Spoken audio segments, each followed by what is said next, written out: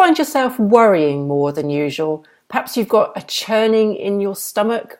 You feel a bit tense. Maybe sometimes you're a little bit nauseous. And to round it all off, you can't even sleep at night. Well, you wouldn't be on your own there. Experts say we're in the midst of an anxiety epidemic. So I'm lucky and delighted to be joined today by an expert in the subject, Jane Evans, who joined us today from Wiltshire. Hi, Jane. Hello.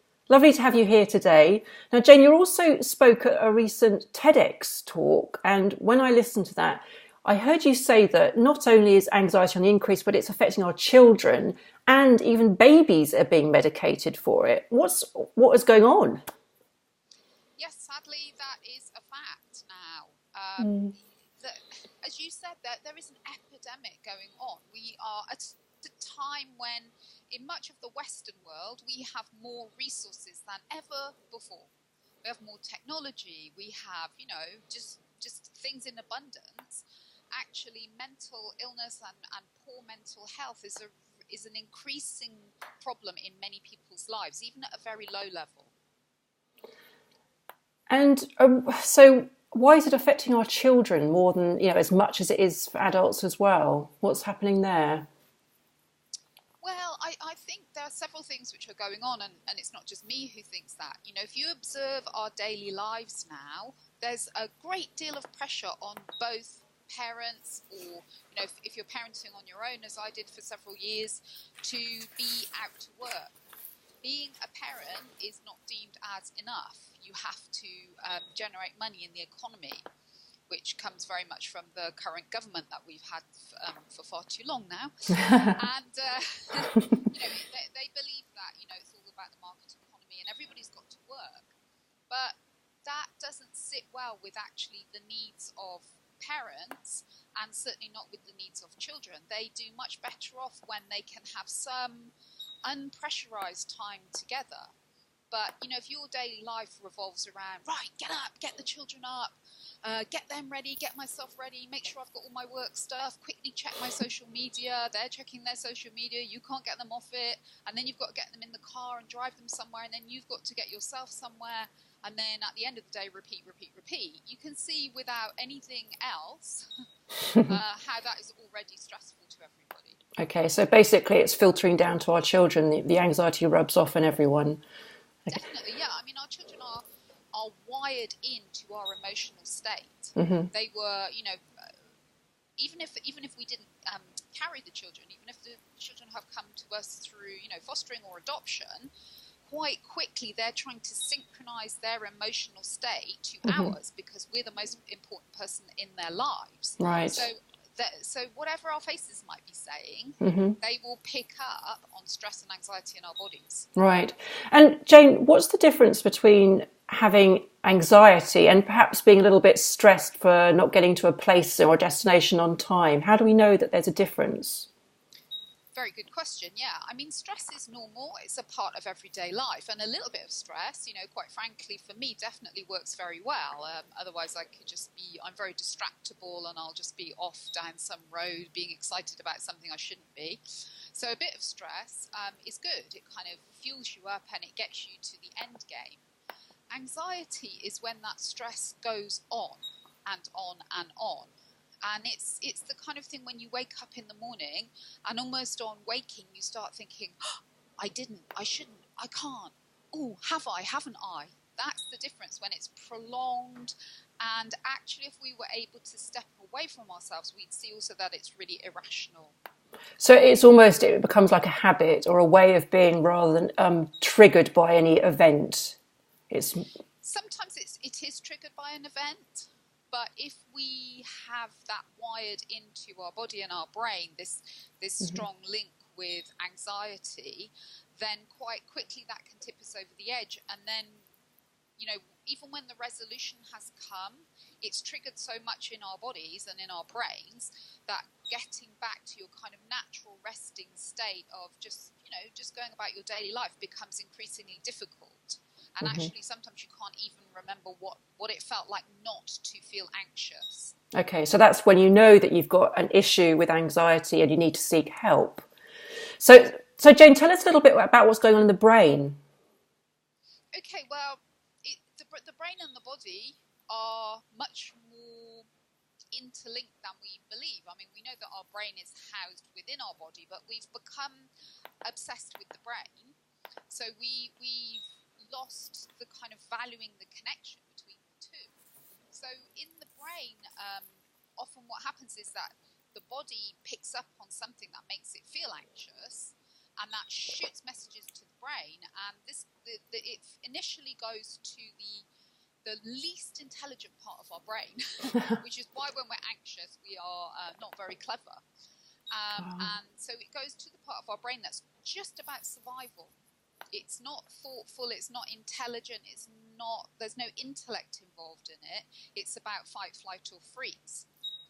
And, if we are consistently anxious, then we spend a lot of time down in that lower part of our brain. So we become more illogical, more panicked, more likely to flick into either immobility or just wanting to get away, or feeling really angry and, wanting to lash out, but maybe suppressing it. And, the part of the brain that can actually help us is the very upper part of our brain. That's our most intelligent brain. Okay. But it will go offline if we are overly anxious. Okay. And so what's the remedy for anxiety? What should we do about it? Well, it's long. Where do we start? Yeah, exactly. I mean, it's quite an individual. I mean, I say to people that I coach, I almost give them their own prescription, because different things, depending on your early childhood, will have greater or lesser benefits. Some of it your system will like, some of it will not. But the most simple thing that we all have every day that we can use is how we breathe. Okay. But, so, if you can't take on board anything else, then learning to breathe in a way that when we're anxious, we mostly live in our upper body. Okay. Okay, so our breathing is much more. It's upper body, it's upper chest. Right. But actually, we're meant to breathe. When we breathe in, we're meant to breathe right down, right into our pelvis. Actually, is where we're meant to breathe. Right. But not many of us do, hence why we get lower body problems, so digestive problems, back pain, low bowel problems, all that. We're not actually sending good oxygen down into the lower part of our body at all. That's really interesting. So, I mean, was practices like yoga be helpful in that sort of discipline of breathing properly? They can be, if the person who is teaching you the yoga knows about all of these things. Okay. Some people, the yoga is about the burn and the sweating and the. If you can find, I work very closely with a colleague of mine who's a holistic yoga practitioner, and she is very well educated in the physiology of anxiety and trauma. So if you find somebody like Claire Murphy, who I work with, then you're onto a winner, because she can carefully guide you inside of yourself and help with all of this. If you get the wrong person, then sometimes it's not that helpful. We're all individuals, and what works for one person won't necessarily be the right thing for another. But breathing is always a good thing. And if you Google belly breathing, right, it's a good tip. Okay, that's a good start. Okay, and what do you do for apart from getting your breathing right, what other practices do you partake in that help you to keep calm and level-headed during the day? Okay, well, the most important thing to know is that this is not stuff to start doing when you are anxious. This is to be done every single day of your life, as much as is humanly possible. Okay. So I do a little bit of yoga every day. Right. I do it in a very mindful way. So although this is hard for me, I try not to start obsessing about my emails whilst I'm doing my tree or whatever I'm doing. I try to notice what's happening in my body and to concentrate on my breathing and sending my breath right down into my pelvis. That's good yoga. Okay. The kind of yoga I used to just do was just do all the stretches, tick, go. So I start every day. Every day when I wake up, I think of 3 things to be grateful for. And when I'm lying in my bed, I say, I am grateful for my bed. I'm alive. I have a toilet that flushes. 3 things, pretty simple. Then when I get out of bed, as soon as I can, I go do my yoga. Okay. Then I do some journaling. So I just write literally in an unedited way whatever just comes off the end of my pen. Okay. I'm not writing for a book. I'm not writing. I just literally Then I write who I'm going to serve that day, what I'm going to do for them, and why. Okay. And I try and finish with like a 2-minute guided meditation. Mm-hmm. And then, throughout the day, I might access, if I'm having a particularly bad day, I might just find a quick guided meditation on YouTube and just go sit quietly somewhere. Yeah. And I've also discovered some very high grade, therapeutic grade essential oils. Right. And they are the best thing I think I've found so far. And do you smell those? Do you put them in a burner, or do you rub them on your skin? How does that work? These ones are so pure that you can put them on your skin. Okay. You can smell them. You can ingest some of them, and I also diffuse them as well. Oh, and again, it's finding the ones that work for you. So I found one in particular that is just like, as soon as I put it on me, I start to melt. Put too much on. What's this one called, Jane? Just so we know. Well, the actual one that I use, but as I say, it's this particular make. Right. Myrrh. Okay. One of the old precious. Okay. That the wise men used. Allegedly. Yeah. Okay. It was probably wise women, actually. Yeah, I should imagine it was. Yeah, Well, that's really. Gave them to them. Yeah, exactly. Well, it's been really interesting talking to you, Jane. Before I let you go, where can people find out more about you and what you're doing, your work?